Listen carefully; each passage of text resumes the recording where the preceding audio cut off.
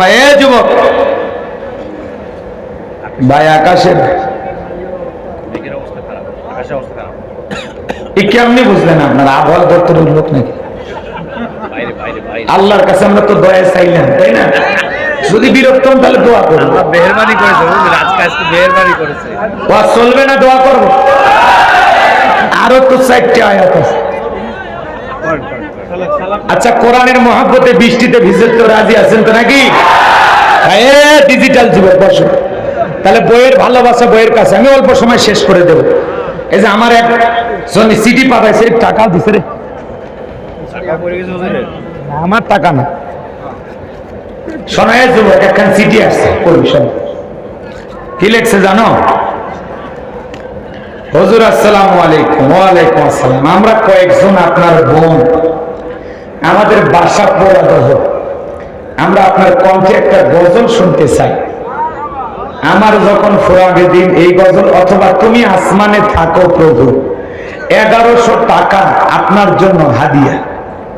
আপনি আমাদের সবার জন্য দোয়া করবেন। এই যে এখান চিঠি লেখছে আর হাদিয়ে দিয়েছে। আমার এই বোনদেরকে আল্লাহ যেন ফাতেমার উত্তরসূরি হিসেবে কবুল করেন। জোরে বলেন আমিন। তো ভাইয়ের আমার এই বোনদের জন্য আমাদের একটু দোয়া করা দরকার আছে না?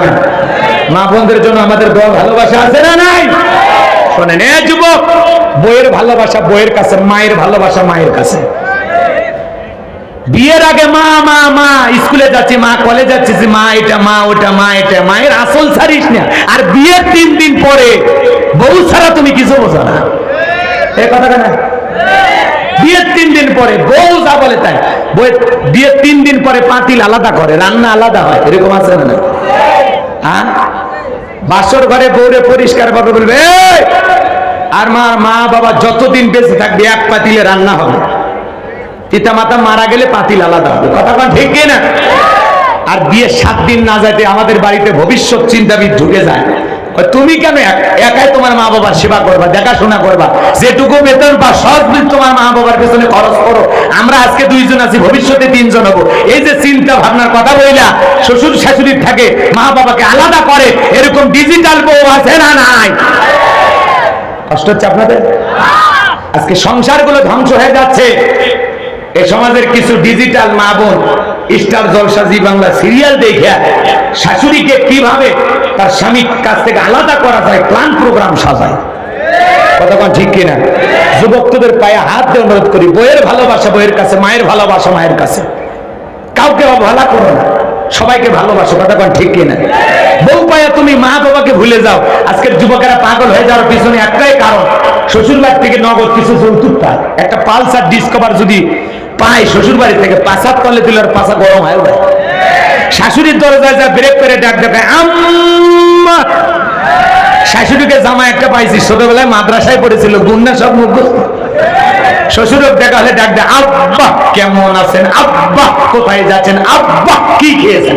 শ্বশুর কয় মারাত্মক জামাই পাইছে, আব্বা আব্বা কইতে মুখে ফেনা তুলে ফেলে দেয়। ছোটবেলায় মাদ্রাসায় পড়েছিল, কলকলা সব হরফ মুখস্থ। আছে না নাই? এক পালসার ডিসকভার পাইয়া শ্বশুর শাশুড়ি হয়ে যায় আব্বা আম্মা, আর মা বাবা হয়ে যায় বুড়া বুড়ি। তোর কপালত লাটিয়ার বুড়ি, মরার পরে ফেরেশতারা বাইটা ফুটে করবে বুড়ি। জাহান্নামে হবে তোর বসত বাড়ি। কথা কন ঠিক কিনা?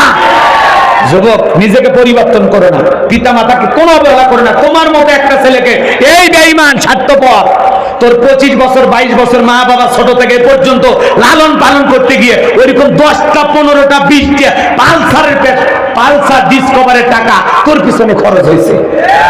ভুলে গেলি স্বার্থপর, এই বেঈমান, ভুলে গেলি। আর শ্বশুর শাশুড়ির মহব্বতে তুমি পাগল হয়ে যাও, মা বাবাকে অবহেলা করো। কথা কয় না? শ্বশুর শাশুড়ির বাড়িতে আসলে বাজারের বিশাল তালিকা, কি রান্না বান্না, আর বাড়িতে মা বাবা তাদের ঘরে 1 প্লেট যায় না, নিমক হারাম। কথা কার? খালি ওয়াজ না ওয়াশও করা লাগবে। কথা কয় না? কষ্ট হচ্ছে আপনাদের? শোনেন, মন খারাপ করবেন না ভাই। একটা শিক্ষিত লোকের গল্প পড়েছিলাম, বাড়িতে অনেক ভিআইপি খাবার হয়েছে, তেহেরে নেহের, বিরিয়ানি, রস, গরুর ভুনা, বন্ধু বান্ধব আত্মীয় স্বজনের সব আড্ডা মেরে খাইছে। একটা ভাঙ্গা প্লেটে কিছু খাবার দিয়া তার ছেলেকে বলতেছে, বাবা এটা তোর দাদু ভাইকে দিয়ে আয়। এখনকার বাচ্চারা তো কম্পিউটার, এক একটা মনে করেন হয় বিজ্ঞানী। কথা কর না কেন? ওই ডিজিটাল কম্পিউটার বাচ্চা বলতেছে, আব্বু আমরা এত ভালো ভালো খাইলাম, আর দাদুর জন্য একটু খাবার ভাঙ্গা প্লেট, ব্যাপারটা কি? তখন বলে, তোর দাদুর বয়স হয়ে গেছে, বয়স্ক মানুষের জন্য এটুকুই যথেষ্ট। তখন বলতেছে, আব্বু তাহলে আমি এই প্লেটটা রেখে যাব, তোমার দাদুর মতো যখন বয়স হবে এই প্লেটে করে আমি তোমাকেও খাইতে দেব। শিক্ষিত মানুষ বিবেকের দরজা খুলে গেছে, সঙ্গে সঙ্গে ছেলের হাত থেকে প্লেটটা ফেলায় দিয়া সন্তানকে বুকে জড়ায় নিয়ে বলে, বাবা তুই আজকে আমি বিশ্ববিদ্যালয়ের পড়ে না যা পেয়েছি, তোর কাছ থেকে আমি সেই জ্ঞান পাইলাম।